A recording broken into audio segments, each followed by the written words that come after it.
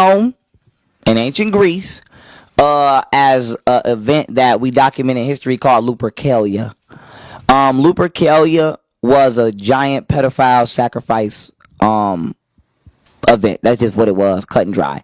Every February 14th, they would sacrifice children to their demonic deities that they believed in, and it's also associated with pedophilia. As I stated before, eros is the etymological root of the word erotic or eroticism, which is sexual love. Eros is also a little boy deity in ancient Greece who was considered the national symbol of sexual attraction because they was like the little boys. Eros' alleged mother is Aphrodite, who's a man, a transgender. And what y'all need to know is that only difference between Greece and Rome is some of the names of the deities, but they share the exact same mythology. So Eros in Greece will be called Cupid in Rome. Aphrodite in Greece will be called Venus in Rome. But y'all gotta remember, these are the same people.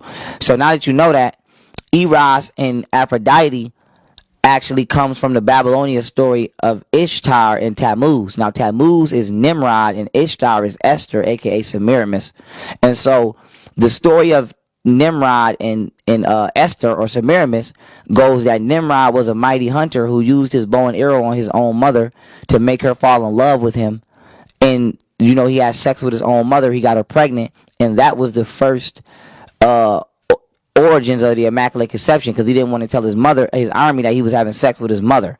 And so Nimrod and Esther, aka Easter, you celebrate Easter, became Eros and Aphrodite.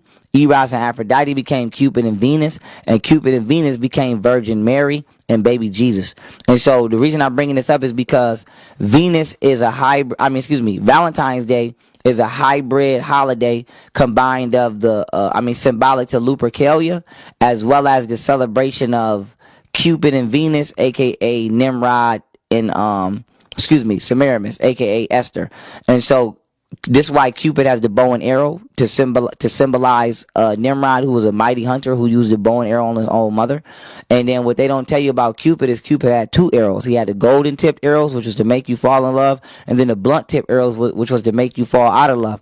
And if you read the story of Cupid, he was basically like a mischievous demon. He was actually considered a demon because Nimrod is considered the king of demons.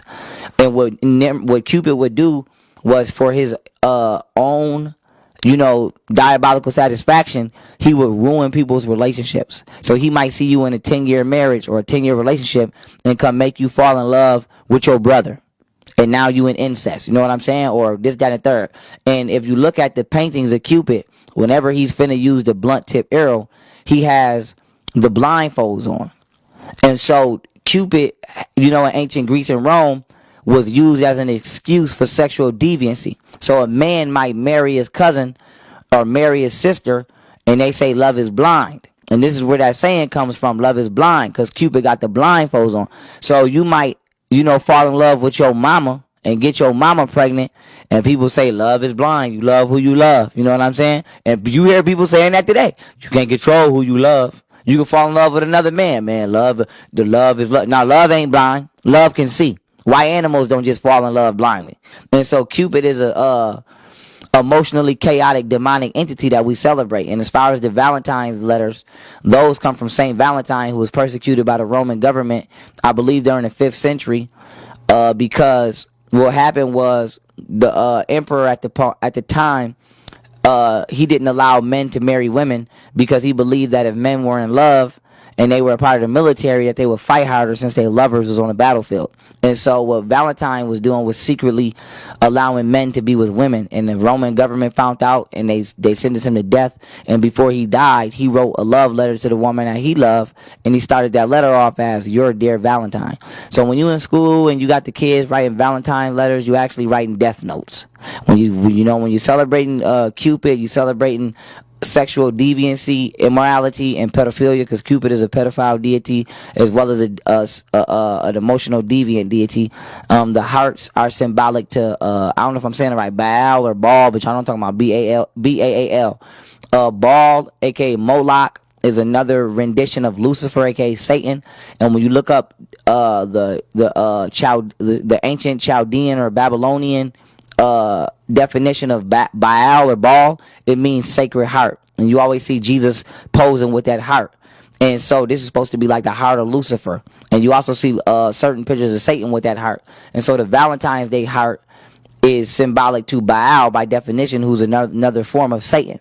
And so, you know, you running around with the hearts on Valentine's Day representing Satan. And then a heart also looks like a butt, an anus. And so Valentine's Day is a very demonic holiday. It's a very pedophilic holiday. It's a very satanic holiday. It's a very sexually deviant holiday. And it also, you know, the roses for Valentine's Day are symbolic to death. Because when somebody dies, you give them roses. And so they remix it to make it seem like it's for love, but it's really for death. So you write a Valentine's Day card, aka a death letter, and then you give somebody roses, symbolizing that you just spiritually died. And so all of these holidays are rituals. I don't break them down because I'm bitter and I don't want people to be happy during the holiday season. I want people to know that if we want something to celebrate, we can celebrate. We can make something up. They made something up. We can make something up. So even if you don't want to celebrate in the correct honor of our ancestors, if we want to start fresh, we can do that too. But we need to know that what we are doing now, that's not it. And you are being spiritually hypocritical because you are partaking every day and every month in these different holiday celebrations and traditions that were not only made by people that slaughtered your ancestors, but are representative to the exact spiritual deities that you claim not to subscribe to, Lucifer being one of them.